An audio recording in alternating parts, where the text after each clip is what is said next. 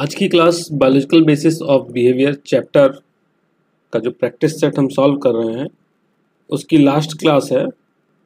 इसके बाद हम एक नए चैप्टर को स्टार्ट करेंगे। इससे पहले अब तक आई थिंक 3 या 4 videos biological basis behaviours related chapter से आ चुके हैं। तो अगर अब तक आपने उनको नहीं देखा है तो नीचे डिस्क्रिप्शन में आपको उसका लिंक मिल जाएगा। तो स्टार्ट करते हैं। आज का हमारा पहला क्वेश्चन है क्वेश्चन नंबर 94। मोहन एक सफल अदाकार या कलाकार है, इसका मतलब क्या हुआ?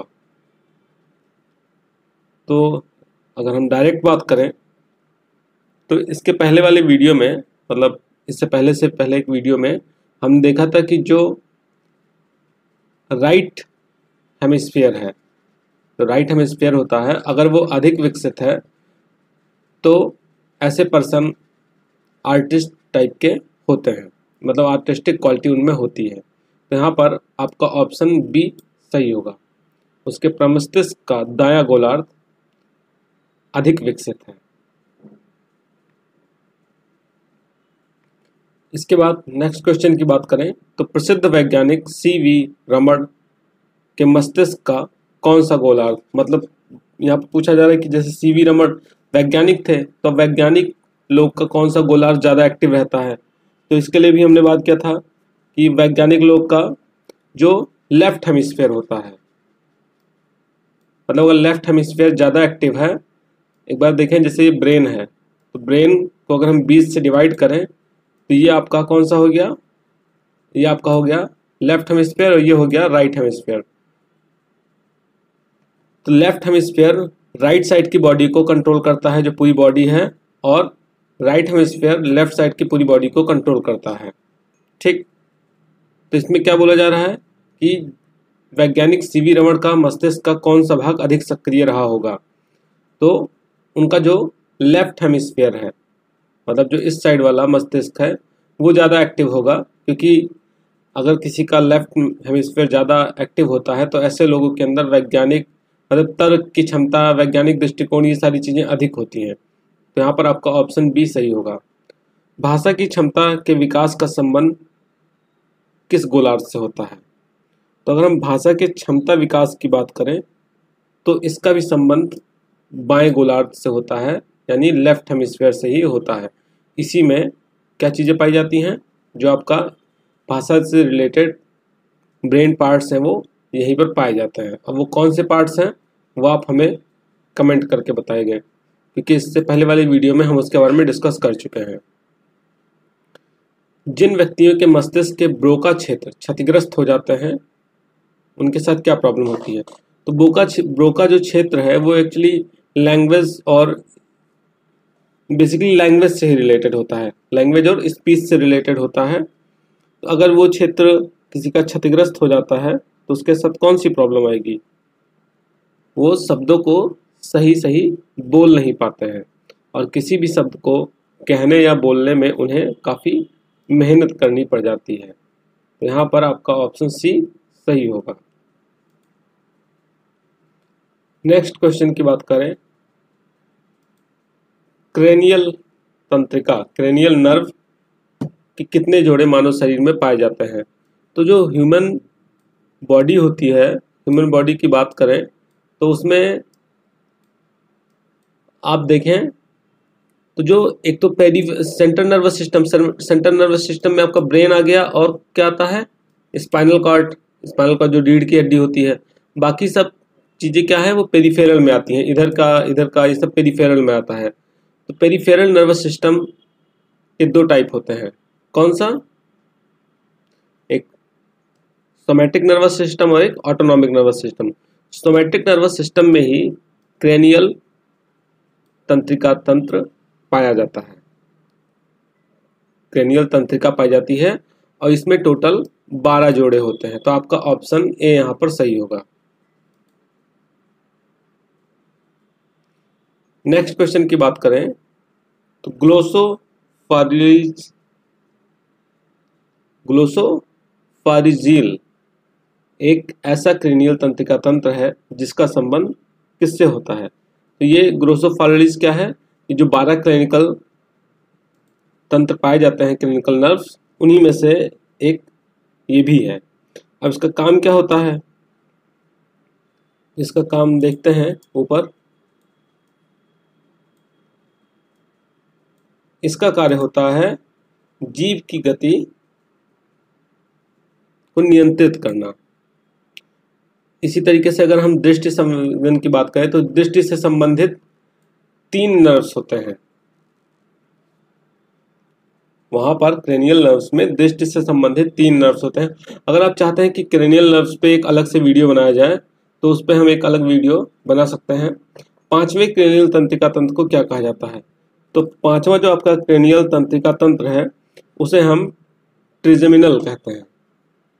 ठीक है, तो आपका ऑप्शन सी यहाँ पर सही है। पुरुषों में सर्वाइकल स्पाइनल नर्व की संख्या कितनी होती है, तो पुरुषों में इसकी संख्या 8 होती है। नेक्स्ट क्वेश्चन, कायिक तंत्रिका तंत्र तथा स्वायत्त तंत्रिका तंत्र, मतलब सोमैटिक नर्वस सिस्टम और ऑटोनॉमिक नर्वस सिस्टम में मुख्य रूप से क्या अंतर होता है। तो इन दोनों में जो मुख्य अंतर है वो पहला है आपका यहाँ पर कि सोमैटिक नर्वस सिस्टम का मुख्य उद्देश्य प्राणी एवं बाहरी वातावरण, बाह्य वातावरण के बीच समायोजन स्थापित करना होता है, जबकि जो ऑटोनॉमिक नर्वस सिस्टम है वो आंतरिक वातावरण में समायोजन स्थापित करता है। क्योंकि इसी में ऑटोनॉमिक नर्वस सिस्टम में ही 2 चीजें और पाई जाती हैं। एक होता है आपका क्या चीज, सिंपैथेटिक नर्वस सिस्टम, और दूसरा होता है पैरासिम्पैथेटिक नर्वस सिस्टम, जो हमारे अंदर के जो फंक्शन होते हैं उनको कई बार कंट्रोल करता है। तो आपका ऑप्शन ए यहाँ पर सही होगा।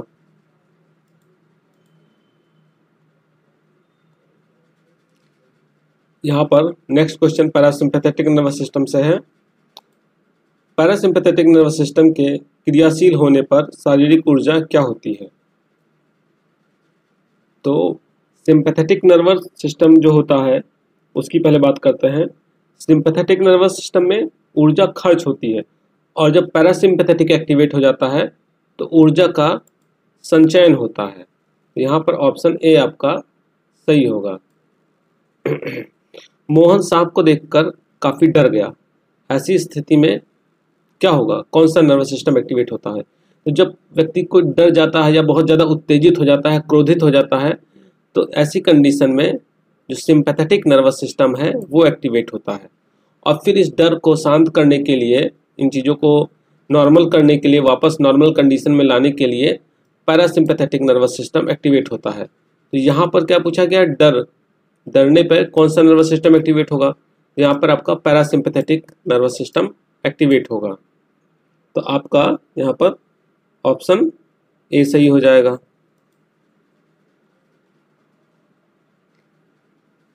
नेक्स्ट, कभी कभी व्यक्ति अत्यधिक डर की स्थिति में अनैच्छिक रूप से यूरिन या टॉयलेट कर देता है, मतलब पेशाब या पैखाना कर देता है।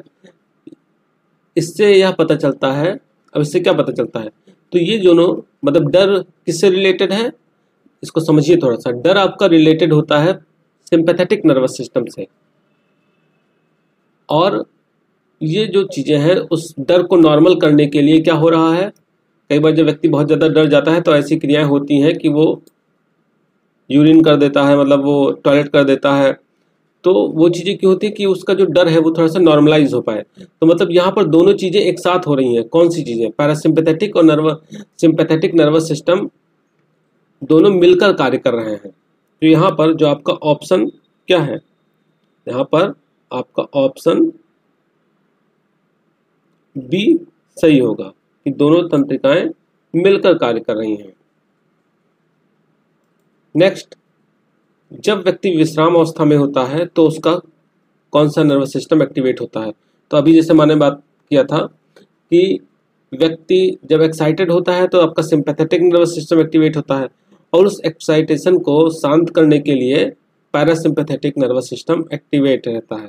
तो मतलब अगर व्यक्ति शांत है तो क्या एक्टिवेट है, इसका मतलब पैरासिम्पैथेटिक ज़्यादा क्रियाशील है।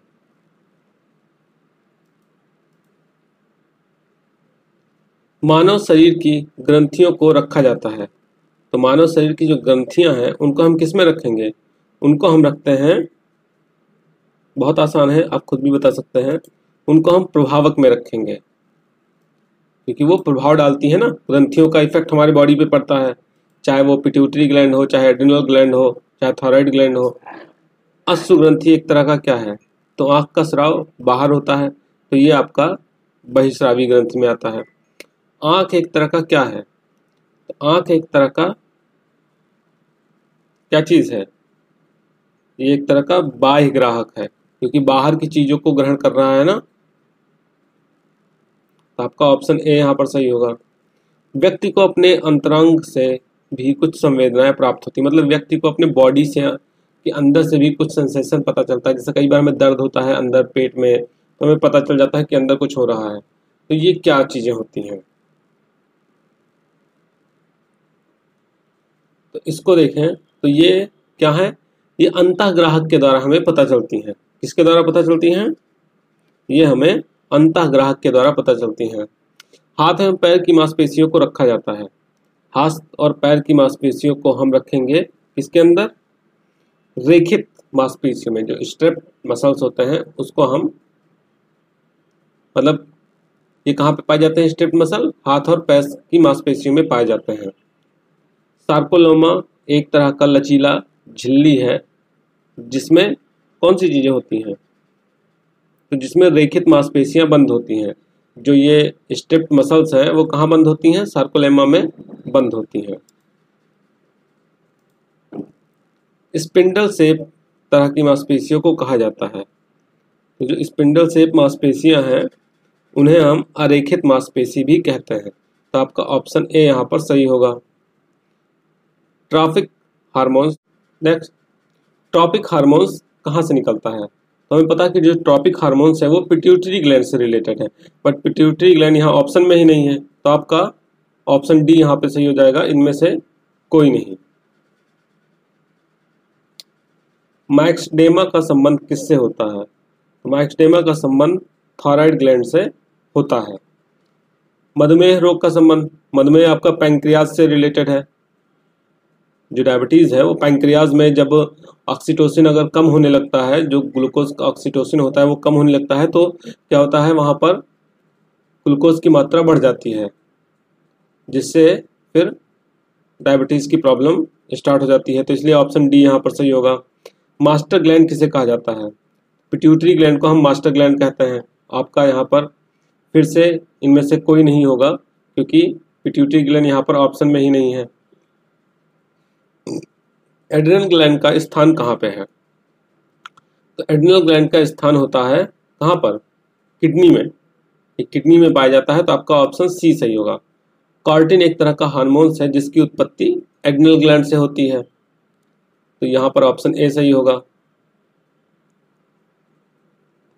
सामवेगिक परिस्थिति से निपटने के लिए जिस ग्रंथि का महत्वपूर्ण योगदान होता है उसे हम एड्रिनल ग्लैंड ही कहते हैं। एड्रिनल ग्लैंड में नॉरपेनेफ्राइन और इपेनेफ्राइन पाए जाते हैं और उन्हीं के द्वारा ये चीजें कंट्रोल होती हैं। तो आपका ऑप्शन सी यहाँ पर एक बार फिर से सही होगा।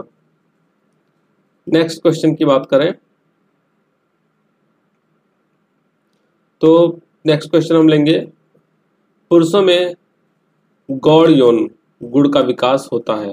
तो पुरुषों में गौड़ यौन गुण का विकास एंड्रोजेंस से होता है। तो आपका ऑप्शन बी यहाँ पर सही होगा। मानव मस्तिष्क में न्यूरॉन की लगभग संख्या कितनी है? तो मानव मस्तिष्क में जो न्यूरॉन है उनकी संख्या लगभग 10 से 12 अरब होती है। निम्न ग्रंथियों में से कौन सा एक चयापचय और चित्त प्रकृति तथा व्यवहार को प्रभावित करता है? तो जो एड्रिनल ग्लैंड है वो इन तीनों को प्रभावित करता है। तो आज की वीडियो में इतना ही, और इसी के साथ बायोलॉजिकल बेसिस ऑफ बिहेवियर का प्रैक्टिस सेट यहीं पर समाप्त होता है। नेक्स्ट आप जिससे रिलेटेड प्रैक्टिस सेट चाहते हैं उसके बारे में नीचे कमेंट करके हमें बताएं। मिलते हैं नेक्स्ट वीडियो में, तब तक के लिए धन्यवाद।